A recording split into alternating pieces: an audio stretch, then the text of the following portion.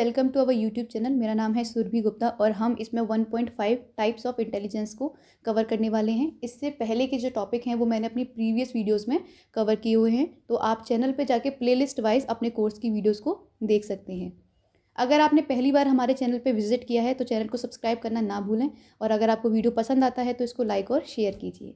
ये हमारे social media handles हैं जहाँ पर आप हमें फॉलो कर सकते हैं for more updates. Intelligence test से पहले हम बात करते हैं कि इंटेलिजेंस टेस्ट अस्तित्व में क्यों आए। गाल्टन ऐसे पहले व्यक्ति थे जिन्होंने इंटेलिजेंस के बारे में पहली बार बात की। तो लोगों ने अपने अपने विचार दिए, लोगों ने कहा कि इंटेलिजेंस ये है, किसी ने कुछ कहा। तो अब हम सबसे पहले जानते हैं कि किस तरीके के सिद्धांत, किस तरीके के नियम, किस तरीके की थ्योरीज इंटेलिजेंस के बारे में बताई गई। सबसे पहली और सबसे पुरानी थ्योरी जो मानी जाती है वो वन फैक्टर थ्योरी है, जिसको कि हम यूनिटरी थ्योरी, मोनार्किक थ्योरी या मोनोफैक्टर थ्योरी भी कहते हैं, जिसका प्रतिपादन अल्फ्रेड बिने ने किया था। उन्होंने बताया कि जो इंटेलिजेंस है वो जर्नल फैक्टर या कहें कि सिंगल फैक्टर पे काम करती है। एक व्यक्ति अगर किसी एक सब्जेक्ट में बहुत अच्छा करता है तो अगर वो अपनी ऊर्जा को या इंटेलिजेंसी को वहाँ ना लगाकर किसी और सब्जेक्ट पे लगाता है तो वो सेम क्वांटिटी में वहाँ पर भी सक्सेसफुल होगा। यानी कि जैसे एग्जाम्पल के रूप में अगर आप हैं, आपका मैथ बहुत अच्छा है, आपका मैथ्स बहुत अच्छा है, तो आप जो सक्सेस मैथ्स में पाओगे वही अगर आप मैथ्स ना करके आर्ट की साइड में जाते हो तो आप वहाँ पे भी सेम सक्सेस पाओगे। इन्होंने बताया कि इंटेलिजेंस है वो सिंगल फैक्टर है, लेकिन ये जो थ्योरी थी वो अनसक्सेसफुल रही। ऐसा नहीं है जिसका मैथ बहुत अच्छा है वो और सब्जेक्ट में भी बहुत अच्छा हो, या फिर कहें कि जिसकी ड्राइंग बहुत अच्छी है वो मैथ्स में भी बहुत अच्छा हो, ऐसा नहीं होता। तो ये जो थ्योरी थी वो अनसक्सेसफुल रही। इसके बाद आती है मल्टी फैक्टर थ्योरी। आप कंफ्यूज मत होना कि वन फैक्टर के बाद टू फैक्टर आया फिर मल्टी फैक्टर आया, ऐसा नहीं है। वन फैक्टर के बाद मल्टी फैक्टर थ्योरी आई थी। मल्टी फैक्टर थ्योरी से जब चीज़ें एक्सप्लेन नहीं हुई उसके बाद टू फैक्टर थ्योरी का प्रतिपादन हुआ। तो हम पढ़ते हैं मल्टी फैक्टर थ्योरी, जो कि E.L. थॉर्नडाइक ने दी। उन्होंने बताया कि जो इंटेलिजेंस है वो कॉम्बिनेशन है बहुत सेपरेट सेपरेट एलिमेंट्स और फैक्टर्स का। कहें कि एबिलिटीज़ का ग्रुप होती है, जिसमें कि जो एबिलिटीज़ होती हैं, जो स्पेसिफिक इंटेलिजेंसी होती है वो इंडिपेंडेंट होती है, या कहें कि स्पेसिफिक इंटेलिजेंस जो होती है उसका एक ग्रुप के रूप में वो काम करती हैं, जिसमें डिफरेंट डिफरेंट फैक्टर ऐड होते हैं, मल्टीपल फैक्टर्स होते हैं, लेकिन उनमें आपस में कॉमन चीज़ें होती हैं, यानी कि कुछ ना कुछ सिमिलैरिटीज़ होती है, कहीं ना कहीं वो एक दूसरे से कनेक्ट करती हैं। एग्जाम्पल के रूप में समझें, पंजाबी जो सिंगर्स होते हैं, हार्डी जैसे जिनके बारे में आपने सुना होगा, वो डांस भी करते हैं, वो सिंगिंग भी करते हैं, दोनों स्पेसिफिक हैं, लेकिन कहीं ना कहीं वो आपस में एक दूसरे से जुड़ी हुई है। यानी कि उनको ज्ञान है म्यूज़िक का, बीट्स का ज्ञान है, तभी तो वो डांस कर पा रहे हैं। दूसरा एग्जाम्पल समझें तो जो व्यक्ति इंटीरियर फील्ड में काफ़ी एक्टिव होते हैं, उसमें काम कर रहे होते हैं, उनकी ड्राइंग भी स्किल्स जो होते हैं काफ़ी हद तक अच्छे होते हैं। तो इस तरीके से चीज़ें आपस में कोरिलेट करती हैं, कहीं ना कहीं कॉमन होती हैं वो। मल्टी फैक्टर थ्योरी यानी कि बहुत सारे फैक्टर्स का कॉम्बिनेशन होता है, बहुत सारी स्पेसिफिक जो ये ग्रुप के रूप में काम करती हैं, ग्रुप में काम करती हैं और अपने आप में सभी स्पेसिफिक हैं। जब थॉर्नडाइक इस चीज़ को, जो कॉमन फैक्टर है जो सब में काम करता है, उसको एक्सप्लेन नहीं कर पाए, उसके बाद स्पेयरमैन ने टू फैक्टर थ्योरी का प्रतिपादन किया, वो इसको सामने लेकर आए। उससे पहले बता दूं कि मल्टी फैक्टर थ्योरी में 3 इंटेलिजेंसी के बारे में बात की जाती है: सोशल इंटेलिजेंस, कॉन्क्रीट इंटेलिजेंस और एब्स्ट्रैक्ट इंटेलिजेंस। और 4 फैक्टर के बारे में उन्होंने बात की: लेबल, रेंज, एरिया और स्पीड। उसके बाद बात करते हैं टू फैक्टर थ्योरी की। इस पर मैंने बताया कि जितनी भी इंटेलेक्चुअल एक्टिविटीज़ होती हैं उसमें एक जर्नल फैक्टर होता है जो कि हर इंटेलेक्चुअल एक्टिविटीज़ के साथ में काम करता है, और एक स्पेसिफिक फैक्टर होता है जिसको हम ऐसे डिनोट करते हैं, वो अकेला होता है। जर्नल फैक्टर जिसको हम जी से रिप्रेजेंट करते हैं, स्पेसिफिक फैक्टर जिसको हम एस से रिप्रेजेंट करते हैं। थॉर्नडाइक जिसको कह रहे थे कि जो कॉमन चीज़ें होती हैं, जो कॉमन, उन्होंने उसको एक्सप्लेन नहीं कर पाया, जिसको स्पेयरमैन ने जर्नल फैक्टर कहा। जर्नल फैक्टर के बारे में वो कहते हैं कि वो हमें पेरेंट से ही मिलता है, वो जेनेटिक होता है, वो पहले से हमारे अंदर होता है, और जिस स्किल पे जो भी जर्नल फैक्टर हमें पेरेंट से मिला है उसके कोई भी एक फैक्टर पे अगर हमने काम कर लिया, हमने उसकी स्किल को और ज़्यादा डेवलप कर लिया, तो वो हमारे स्पेसिफिक फैक्टर बन जाता है। जैसे मान लीजिए कोई एथलीट है, उसको जनरल फैक्टर अपने पेरेंट्स से मिला था कि फिजिकल एक्टिविटीज़ में वो काफ़ी एक्टिव है, लेकिन अगर उसने उसमें से जो फिजिकल एक्टिविटीज़ वाले कोई भी प्रोफेशन है उसने उसको सिलेक्ट कर लिया, मान लीजिए वो अगर क्रिकेटर बन जाता है, फिजिकल जो एक्टिविटीज़ में कर लेता है वो उसका जनरल फैक्टर है, वो बहुत सारी एक्टिविटीज़ कर लेता है, फिजिकल जो एक्टिविटीज़ होती हैं, लेकिन उसने एक प्रोफेशन को चुन लिया, जैसे क्रिकेट को चुन लिया या बैडमिंटन को चुन लिया या इस तरीके के किसी भी प्रोफेशन को चुन लिया और वो उसमें अच्छा कर रहा है, तो वो उसका क्या हो गया, स्पेसिफिक। इसके बाद एक बहुत important theory, the theory of multiple intelligence के बारे में बात करते हैं, जिसको गार्डनर ने दिया था। गार्डनर ने सबसे पहली बार इसका जो थ्योरी का यूज़ किया वो फ्रेम्स ऑफ माइंड अपनी एक बुक जो कि 1983 में आई थी, उसमें इसके बारे में बात की। उन्होंने विरोध किया जर्नल इंटेलिजेंस का। उन्होंने विरोध किया कि कैसे किसी के इंटेलिजेंस को हम सिंगल तरीके से मेज़र कर सकते हैं।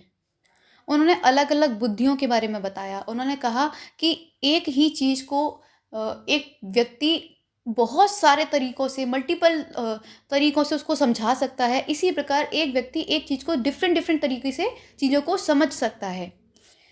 जैसे मान लीजिए कोई चीज़ है जो बहुत बड़ी है, आपको लर्न करनी है, कुछ लोगों की रोट पावर अच्छी होती है तो वो उसको उस तरीके से लर्न करते हैं, कुछ लोग उसको शॉर्ट फॉर्म कर लेते हैं, उस तरीके से लर्न करते हैं, कुछ लोग उस चीज़ को अपनी रियल लाइफ से कनेक्ट करके लर्न करते हैं। तो बहुत सारे तरीके हो सकते हैं किसी चीज़ को सीखने के, किसी चीज़ को सिखाने के, किसी चीज़ को सोचने के। मल्टीपल इंटेलिजेंस हो सकती है किसी भी चीज़ को समझने, समझाने और सोचने के लिए। ये ऐसा गार्डनर ने बताया। अब हम आते हैं टेस्ट पर, जो इंटेलिजेंस टेस्ट आए। सबसे पहले हम बात करते हैं बिने परीक्षण के बारे में। बिने टेस्ट जो कि बिने, एल्फ्रेड बिने और उनके एक स्टूडेंट साइमन के द्वारा डेवलप किया गया। बिने जो कि एक फ्रेंच साइकोलॉजिस्ट थे, उनके स्केल का नाम बदलकर स्टैनफोर्ड बिनेट इंटेलिजेंट स्केल रख दिया गया लेविस टर्मन के द्वारा या फिर लुइस टर्मन के द्वारा, जो कि एक अमेरिकन साइकोलॉजिस्ट थे जिन्होंने इसको एडवांस फॉर्म दी।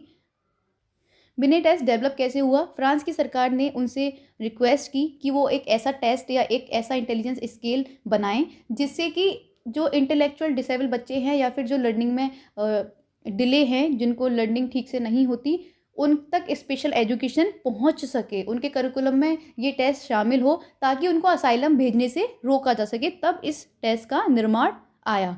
हम जो इस वक्त बिने टेस्ट यूज़ करते हैं वो 5th एडिशन है जो इस समय हम यूज़ करते हैं, जो कि 2003 में आया था। बिने टेस्ट एक बच्चे की कॉग्निटिव एबिलिटी, उसकी जो संज्ञानात्मक क्षमता है और जो उसकी इंटेलिजेंस है, उसको डायग्नोस करने के लिए, उसकी जो डेवलपमेंट है उसको डायग्नोस करने के लिए, इंटेलेक्चुअल डेफिशिएंसी क्या क्या आ रही हैं बच्चों में, बच्चों के लिए है ये जनरल एबिलिटी, जो जनरल इंटेलिजेंस है उसको मेज़र करने के लिए बनाया गया। इस टेस्ट में 5 फैक्टर्स हैं जो यूज़ किए जाते हैं एक बच्चे के इंटेलेक्चुअल डेवलपमेंट को मेज़र करने के लिए, उसकी इंटेलिजेंस को मेज़र करने के लिए, उसको कॉग्निटिव एबिलिटी को मेज़र करने के लिए, जैसे कि quantitative reasoning, knowledge, visual, working memory और फिर रीजनिंग का, जो ये 5 फैक्टर्स हैं वो इसमें यूज़ किए जाते हैं। बिने टेस्ट में जो है वो लैंग्वेज और वर्बल स्किल्स पे ज़्यादा फोकस किया गया। इन्होंने क्लासिफिकेशन किया कि किस तरीके के IQ रेंज आएगी, तब हम किस बच्चे को किस क्राइटेरिया में डालेंगे। जैसे कि अगर IQ रेंज 40 to 54 है तो मॉडरेटली इम्पेयर्ड होगा, है ना। तो ये उन्होंने एक स्केल बनाया, उन्होंने एक क्राइटेरिया डिफाइन किया। बिने टेस्ट को कईयों बार रिवाइज किया गया और इस समय हम उसका 5th जो एडिशन है उसको हम पढ़ते हैं, उसको हम यूज़ में लाते हैं। बिने टेस्ट में जो एक बात थी वो ये थी, उन्होंने एज वाइज्ड एक्टिविटीज़ को डिफ़ाइन किया था। उन्होंने बताया था जैसे कि बर्थ से लेकर 2 साल तक का बच्चा है वो क्या क्या एक्टिविटीज़ को करेगा। इसमें जो एक ड्रॉबैक था वो ये था कि जो अगर मान लीजिए एक बच्चे का बोला गया है कि अगर वो 5 क्वेश्चन कर लेता है तो वो पास लाइन के इस साइड है, यानी कि वो पास हो जाता है। 5 क्वेश्चंस में से अगर वो 4 क्वेश्चन कर लेता है तो वो पास है, अगर वो 3 करता है तो वो फेल है, यानी कि जो उसने 3 क्वेश्चन किए उसकी कोई वैल्यू नहीं थी। जैसे इसको क्रिटिसाइज भी किया गया। अब हम बात करते हैं नेक्स्ट टेस्ट की, वेशलर एडल्ट इंटेलिजेंस स्केल, जिसको हम शॉर्ट में WAIS भी कहते हैं, जो कि एक IQ टेस्ट है जिसको डिज़ाइन किया गया था इंटेलिजेंस और कॉग्निटिव एबिलिटी को मेज़र करने के लिए, जैसे कि इसके नाम में लिखा हुआ है एडल्ट। तो जो ये टेस्ट था वो एडल्ट के लिए और जो ओल्डर एडोलेसेंट में आते हैं, क्राइटेरिया में आते हैं, उनके लिए इसका डेवलपमेंट किया गया था, या कहें कि इसको डिज़ाइन किया गया था। WAIS जो थी वो 1939 में आई स्केल की रिवाइज्ड फॉर्म थी, जो कि फरवरी 1955 में आई थी डेविड वेशलर के द्वारा, जो कि फर्स्ट फॉर्म थी, इसकी ओरिजिनल फर्स्ट फॉर्म थी। इसके बाद में आज जो हम यूज़ करते हैं वो WAIS फोर्थ इसका जो एडिशन है उसको यूज़ करते हैं, जो 2008 में रिलीज़ हुआ था पियर्सन के द्वारा। ये दुनिया भर में सबसे ज़्यादा यूज़ करने वाला IQ टेस्ट है एडल्ट्स के लिए। इन्होंने हर पॉइंट को या फिर कहें कि हर इंटेलिजेंस को एक वैल्यू दी। इन्होंने कहा कि स्पेसिफिक एलिमेंट्स होते हैं इंटेलिजेंस के जिनको हम उनसे सेपरेट नहीं कर सकते। यदि किसी व्यक्ति की इंटेलिजेंस को मेज़र किया जाता है तो बहुत सारे फैक्टर्स हैं जो जो मेज़र किए जाने चाहिए, जिसको कंसीडर किया जाना चाहिए। जैसे कि मान लीजिए हम बिने टेस्ट की बात करते हैं, तो उन्होंने क्या कहा कि उन्होंने स्पेसिफिक टास्क बता दिए, ये आपको करने हैं, जहाँ पे एक मान लीजिए 3/4 है, अगर 4 क्वेश्चन है जिसमें से बच्चे ने 3 कर लिए तो वो पास है, अगर उसने 2 किए तो वो पास नहीं है, वो फेल हो गया। यानी कि वो जो 2 क्वेश्चन उसने किए उसकी कोई वैल्यू नहीं थी। लेकिन इन्होंने ऐसा नहीं कहा। इन्होंने कहा कि इन्होंने पॉइंट स्केल नामक इन्होंने उसका इंट्रोड्यूस किया, उसको डिज़ाइन किया, जिसमें उन्होंने क्या किया कि जो टास्क था उसको पॉइंट दे दिए। जैसे कि बच्चा अगर ब्रशिंग कर लेता है तो उसको 2 पॉइंट मिलेंगे, अगर वो बाथिंग कर लेता है तो उसको 3 पॉइंट मिलेंगे। तो इन्होंने पॉइंट वाइज उसको डिज़ाइन किया ताकि जो बच्चा एक्टिविटी कर रहा है वो भी इंटेलिजेंस में काउंट हो। इनका मानना ये भी था कि यदि कोई भी बच्चा किसी भी टास्क में या किसी भी तरफ स्पेसिफिक इंटेलिजेंस है उसके पास, लेकिन अगर उसके अंदर फियर ऑफ फेलियर है तो उसको वो अफेक्ट करेगी, जिसको बिने ने काउंट नहीं किया था अपनी स्केल में। इन्होंने ये भी बताया कि जो बिने का स्केल है वो एडल्ट के लिए एप्लीकेबल नहीं है।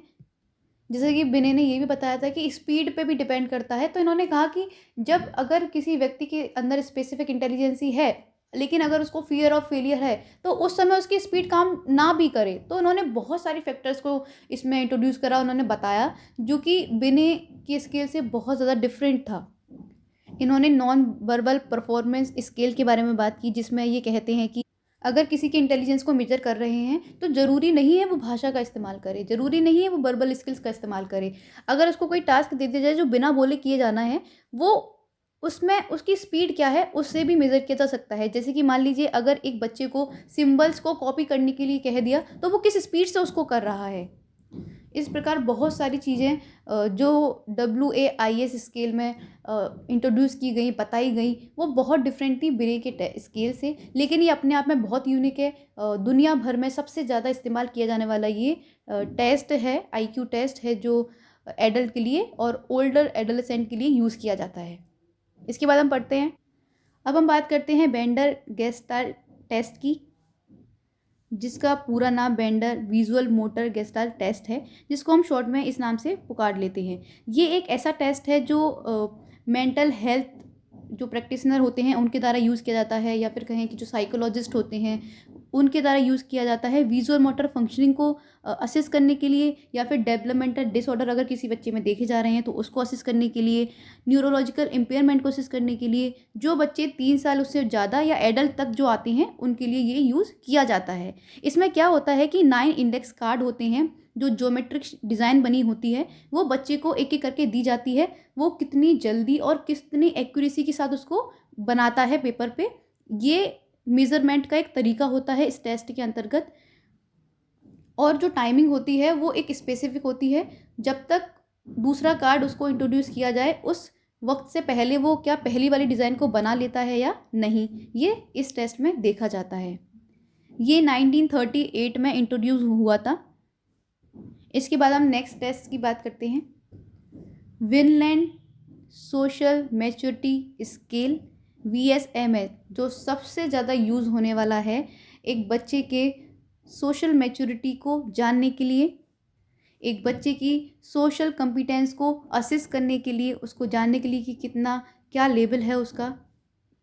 ये एक अमेरिकन साइकोलॉजिस्ट के द्वारा डेवलप किया गया था जिनका नाम था एडगर आर्नोल्ड डॉल। इस टेस्ट में 8 सब स्किल्स थे, जैसे कम्युनिकेशन स्किल्स, यानी कि जब हम कम्युनिकेशन स्किल्स की बात करते हैं तो मेन फोकस जो होता है हमारा कॉम्पिटेंसी होता है, बोध होना किसी चीज़ का। जर्नल सेल्फ हेल्प एबिलिटी यानी कि एडीएल, एक्टिविटी और डेली लिविंग इसमें आ सकता है। लोकोमोशन स्किल्स, हमारी मोटर से संबंधित जो चलने फिरने से संबंधित जो स्किल्स हैं वो इसके अंतर्गत आते हैं। ऑक्यूपेशन स्किल्स, सेल्फ डायरेक्शन, खुद को बताना। Self help eating, self help dressing, socialisation skills इसके अंतर्गत आते हैं। तो इसी के साथ इस वीडियो को ख़त्म करते हैं। जिन बच्चों को इंग्लिश में नहीं समझ में आता है, जो मैंने पॉइंट्स आपको हिंदी में एक्सप्लेन किए, वो आप अपनी कॉपी पे लिख सकते हैं पॉइंट वाइज। और thanks for listening. If you like the video please share. जय हिंद।